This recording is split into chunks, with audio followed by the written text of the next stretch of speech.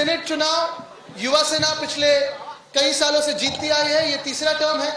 2010 में अगर आप देखें तो 10 में से 8 सीट जीते थे। 2018 में 10 में से 10 और फिर एक बार वही परफॉर्मन्स हमने दोहराया है। आपला विजयाचा गुलाल जो आपण उधळलेला आहे, मातोश्रीच्या अंगणात असेल, कलानगरच्या अंगणात असेल, शिवसेना भवनाच्या अंगणात असेल, हाच गुलाल ज्या दिवशी विधानसभेचे निकाल येतील त्या दिवशी देखील आपल्याला उधळायचा आहे। त्या तयारीला आजपासून लागा।